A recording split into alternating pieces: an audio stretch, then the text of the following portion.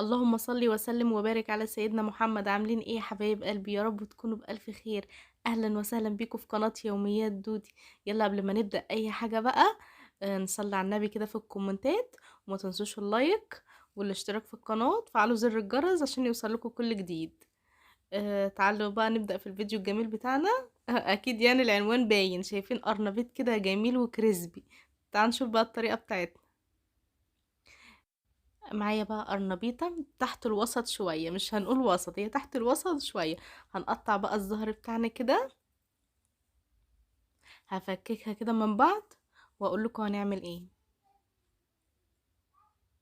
هيطلع بقى إيه يعني ايه، ظهر كبير، على وسط، على صغير. بس عايزه اقول لك هعملها لك بخلطة بجد بجد جبارة بصراحة، يعني هتعجبك جدا الخلطة. وهقول لك ازاي تبقى مقرمشة معاكي وجميلة. بس هخلص بس فك القرنبيطة دي واقول لكم هنعمل ايه. عايزه اقول لك يعني مش هتشرب معاكي زيت خالص، هتبقى مقرمشه وجميله جدا.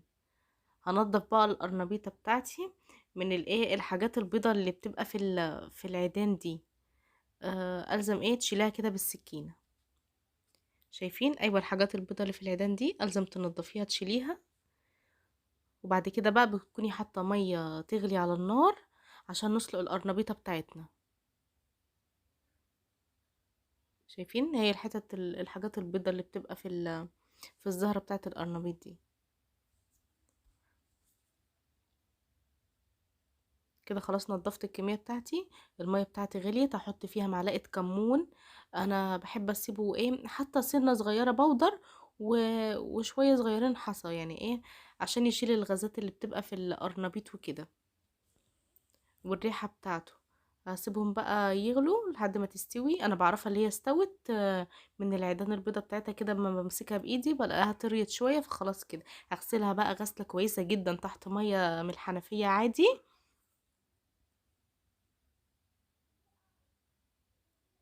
كده خلاص انا غسلتها تحت ميه جاريه كتير جدا. هقطع بقى الخضره بتاعتي كده معاكم. انا معايا شويه من البقدونس على كزبره، يعني ايه، هما مش مكملين ربطه، يعني انا خدت عودين من هنا على عودين كزبره على عودين بقدونس، وهقطعهم كده ناعم ناعم جدا. وهقول لكم هنعمل ايه تاني. في ناس بتحب تحط بقدونس، في ناس بتحب تحط كزبره. انا خدت يعني شويه من دي على شويه. عايزه اقول لكم انا حاولت على قد ما اقدر اللي انا اعمل لكم خلطه اقتصاديه، يعني الى حد ما.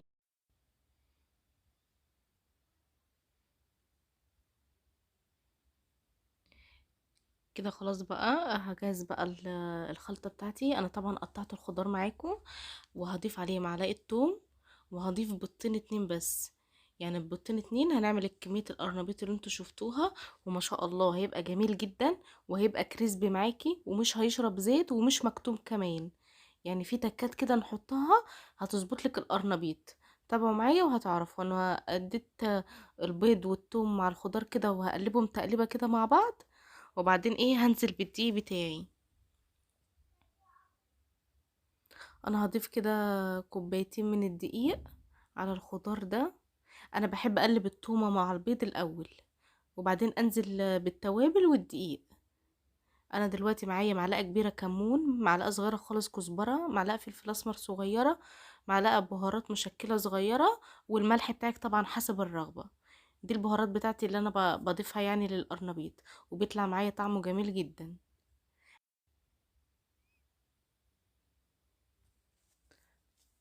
خلاص كده انا قلبت الخلطه كويس جدا.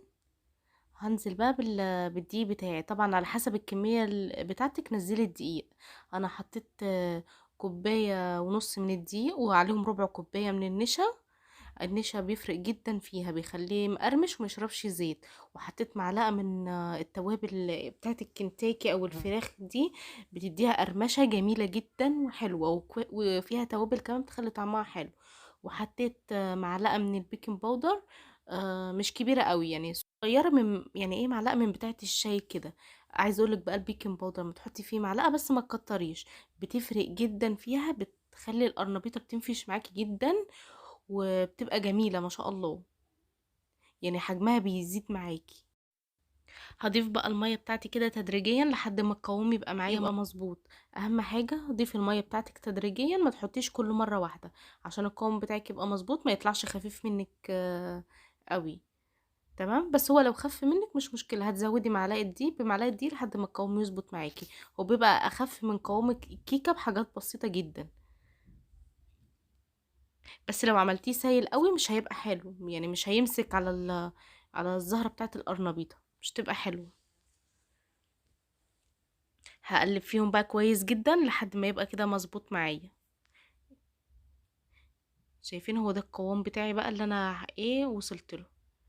شايفين؟ مش تقيل قوي ولا خفيف، حلو جدا مظبوط. عايزه اقول لك بقى، لو وصلت الفيديو معايا لحد دلوقتي متنسيش تعملي لايك حلو كده، وتكتبي لي تعليق. كده بقى هضيف القرنبيط بتاعي وعلى الزيت على طول. انا الحله دي حطيت فيها زيت، ما عملتش في الطاسه عشان تحمر كلها مره واحده، وتاخد كلها لون موحد كده وتبقى حلو، وفي نفس الوقت ياخد كميه معايا وايه وانجز كده على طول، يعني في السريع كده. اهم حاجه تنزليه على زيت سخن جدا، عشان ايه ياخد لون معاكي على طول ويمسك، ما يفكش من بعضه. بس عايزه اقولك، شايفين ما شاء الله القوام بتاعه جميل جدا، وما ما شلتش يعني من الخليط وحطيته معاه في قلب القرنبيطه، لا. وشايفين ما شاء الله يعني اتنفخت ازاي وبقت جميله. عايزه اقولك بجد بجد روعه. شايفين؟ واخد لون وطعم جميل واتنفخ، حتى الزهره الصغيره نفشت معايا في الزيت. ما شاء الله جميل جدا. يا رب يكون الفيديو بتاعي عجبكم. ما تنسونيش من اللايكات بقى الحلوه بتاعتكم والشير. يلا، دمتم سالمين حبايب قلبي. مع السلامه.